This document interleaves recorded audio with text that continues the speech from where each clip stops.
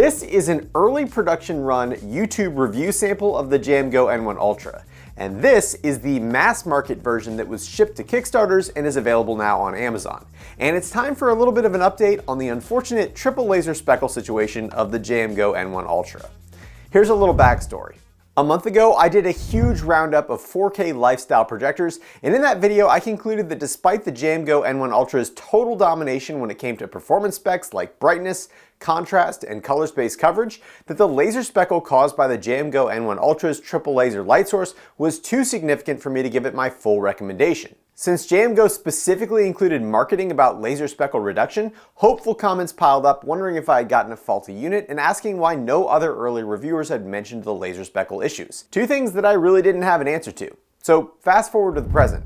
I got in touch with JMGO and I now have two different JMGO N1 Ultras to compare side by side. According to JMGO, the original review unit on the right was part of an early production run, and the new one on the left is from the mass market production batch that was sent out to Kickstarters and is now available on Amazon. Physically, they are almost identical, with good build quality and fitment, and the only difference that I can spot is that the early unit has a smooth textured gray plastic, while the mass production unit has a rougher gray surface. Both units have the exact same set of options for picture adjustments, which are notably different than the options that were available to other reviewers who had access to the projector before the final firmware updates.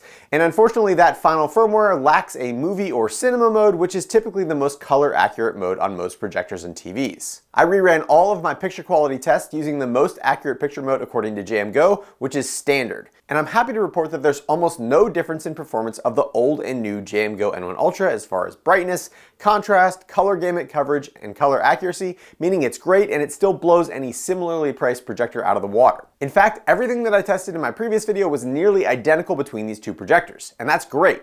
But it's also a little bit of a problem, because unfortunately the new unit has an almost identical amount of laser speckle visible when using ambient light rejecting or contrast enhancing screens, which actually doesn't appear to be surprising news. After my first video, I had a Zoom call with the Chief Product Officer in charge of the N1 Ultra at JMGO. And in that call, he confirmed that ALR screens, which he described as containing metal particles, can cause increased amount of laser speckle, and that some speckle when using that type of screen with a triple laser light source is somewhat unavoidable, but that using the correct screen material can make a big difference. In my last video, I concluded that the JMGO N1 Ultra was really best suited for projecting onto a matte white wall or ceiling, and that recommendation hasn't really changed.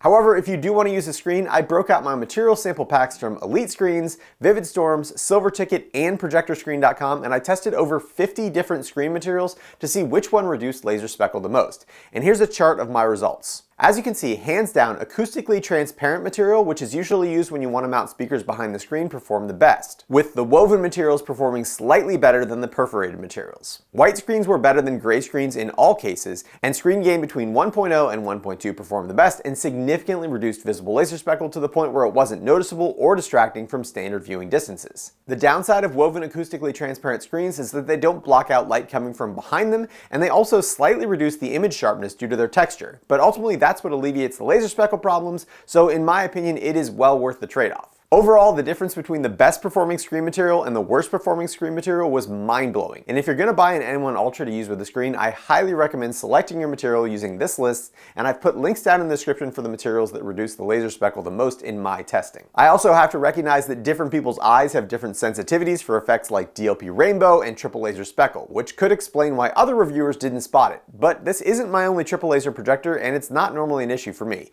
So as a sanity check, I had a bunch of friends and family check out the image from the JMGO, both on an ALR screen and a white screen, and 7 out of 8 of them immediately noticed something strange about the image on the ALR screen, and the one who didn't was quickly able to see it when I described what he was looking for. However, on a matte white 100-inch screen from a 10-foot viewing distance, only 1 out of those 8 people that I surveyed said that they could still see laser speckle when viewing normal content from a typical viewing distance, which is also in line with my personal observations and makes me feel a little less crazy. So overall, the performance specs of the JMGO N1 Ultra are still absolutely insane for the $1,100 to $1,500 that Kickstarters paid, and if laser speckle is an issue for you, then it's worth investing in the correct screen material to eliminate that problem. If you didn't get in on the Kickstarter and you're looking for a highly portable, sharp, bright projector with high resolution, great auto keystone and focus capabilities, a built-in gimbal stand, and very capable built-in speakers, then the JMGO stats are still better than any other projector on the market and may even be worth its full retail price of $2,300 as long as you don't have any plans to use it with an ambient light rejecting screen. I've got a link down in the description to my much more in-depth original review, as well as links to buy both the JMGO N1 Ultra itself and my recommended screens for reducing laser speckle. And as always, I appreciate if you use those links, since as an Amazon affiliate, I do earn a small commission on the sale at no cost to you. If you enjoyed this video, don't forget to hit that thumbs up button and consider subscribing. And as always, thanks for watching The Hookup.